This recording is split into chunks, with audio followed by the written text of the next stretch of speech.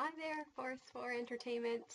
I'm Cristina Fernandes, and I thought because this was a casting gig that I'd tell you a little bit about myself through video. I apologize for the no budget video. I'm going to be straight up. This is a totally cool experience, and I am stoked about it.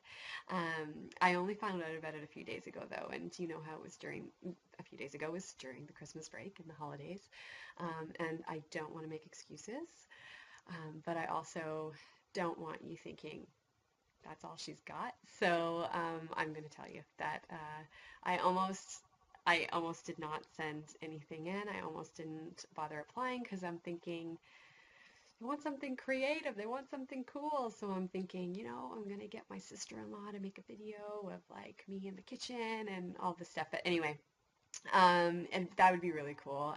A lot cooler than this selfie. But I'm going to do it. It's the last, the last chance that I've got in terms of applying for this position, and I'm going to do it.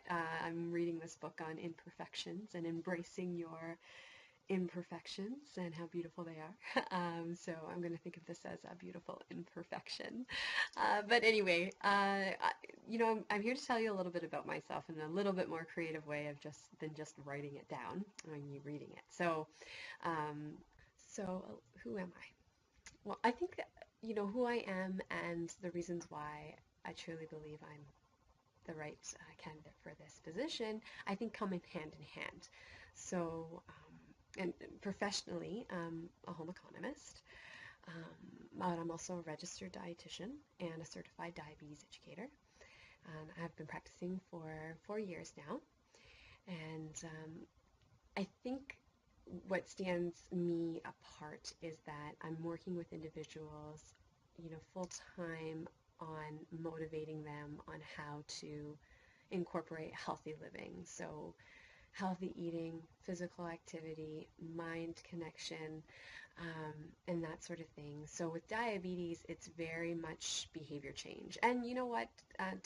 With any chronic illness, with just about anybody in life, when we eat unhealthfully, it's because of behavior. And those behaviors stem from things that we've learned over time, because of the way society is, the way marketing is, those external factors, and also those internal factors of our emotions and not knowing how else to deal with them. And so anyway, I've got a lot of training on motivational interviewing, which is a big piece of that behavior change. And also, I don't know if you're familiar with the Craving Change program, but that's more of the reasons why we eat the way we do. So I think having all of this background will help with, not sure how you want to do it in terms of if it's going to be demos or if it's going to be I'm not sure. So regardless, if you need somebody to be up there talking about food, showing people how to incorporate it and transfer healthy eating into their lives, I know I'm the right person for that, especially with my enthusiasm. And I've got this enormous passion for food and the power it has over our lives. So I love teaching other people about that. I do it, I have that full time, I'm at Lang's Community Health Center as a registered dietitian there and a certified diabetes educator. But then I also do things alongside of that, which is demos by myself, others with chefs, recipe development for cookbooks, tweets, Facebook, social media things. I sit on the Food Systems Roundtable, and so we really try to evoke change in policy and go out into the public as well and do some awareness building on food systems and where our food is coming from and the importance of buying fresh and local and all of that great stuff. I also have demos for dietitian certificates, so I have some training in that as well. So I'm not a chef or anything, but knife handling skills and that sort of thing. I'm your girl for that. yeah, and then in terms of socially or personally, I'm not one to just take my dietitian hat off, social gatherings and um, what have you. I'm still me. So dietetics and health and nutrition is a part of me, and it comes along with me everywhere I go. I don't just leave that at the door at work. Um, I am married with one child, and so George has been my life for the last year. I just had him a year ago. He's going to be turning one soon, which is really exciting. And that's another piece. So that's another piece in terms of, nutrition that I didn't really know much about except for what I was taught, but I never really got to practice it. But now I've got that and part of the life cycle. Speaking of which, with the life cycle, is I've also worked in long-term care. So I've got the different textures and importance of that sort of thing. So if we want to do segments on, through the lifespan, if we want to do segments on chronic disease, diabetes, kidney dysfunction, heart disease, or more just preventative, that sort of thing. Fun foods, we could do holidays, we could do all sorts of things. I've got lots of ideas actually, so it'd be tremendous to be able to. I'm not sure I don't know if the script is done or if we have some say in it, but um, anyway, I would love to be involved in some respect. So in terms of professional home economists, I sit on the board of directors for that as well. And I'm actually during my parental leave, I've been planning a conference for our annual conference in March, and I've I was really fortunate to be able to put my vision and come up with a theme and all of that stuff for it. So that's pretty cool. And so the theme is Get Real. And so real food, real conversations, real life.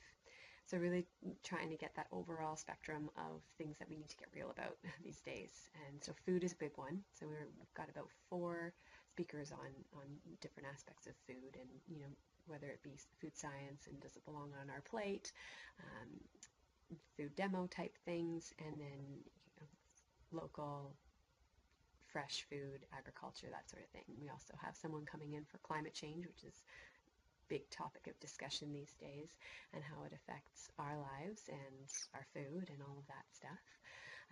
What we put on our skin, to organizing your home, organizing your life, finances, getting real about our budgets and that sort of thing. So really, really cool overall spectrum of getting real, and it should be really great. So, I tend to take those leadership roles, and I love doing it.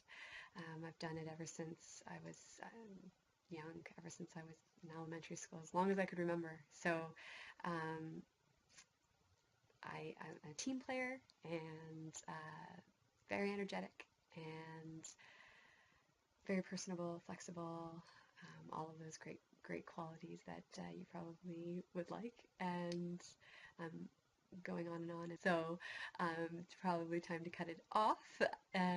One more thing though, since you did send the message to the professional home economists, I'm thinking that you have some sort of interest.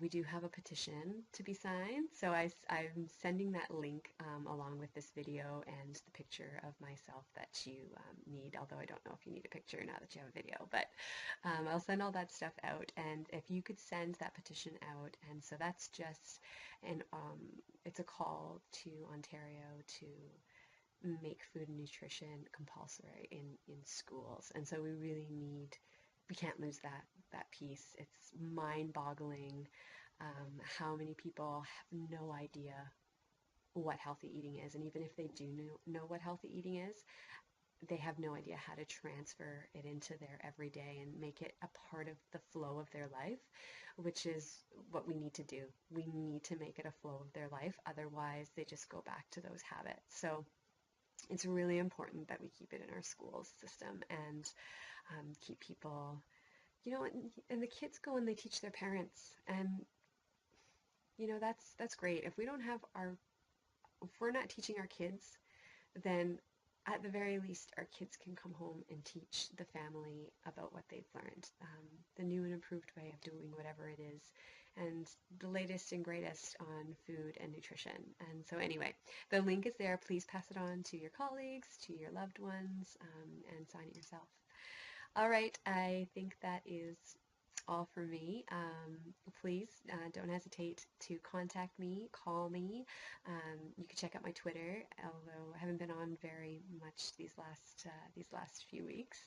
Um, yeah, check out whatever you need to check out, and please feel free to ask me any more questions. I'd like to know either way, regardless of who you decide to go with. I'd like to know. Yeah, anyway, and any constructive criticism would be great too. Ah, constructive criticism just reminded me of another thing. Yeah, and I've been really getting into, just as I stated in the beginning of this, embracing our imperfections. And I think that's another big piece that I'm going to take away from me being off on leave and the reading that I've done during this leave to my clients. And it's going to be that, I tell them this anyway, but it doesn't need to be perfect. Experiment. What's the worst that can happen? And I think that's what we need to do when it comes to cooking and demos and just healthy living in general. It doesn't need to be perfect. Just start incorporating it little by little and you'll get there. So anyway, that's it. I'll stop. Thank you very much for this opportunity. It sounds really exciting and hopefully I'll get to meet you. All right. Ciao for now. Bye.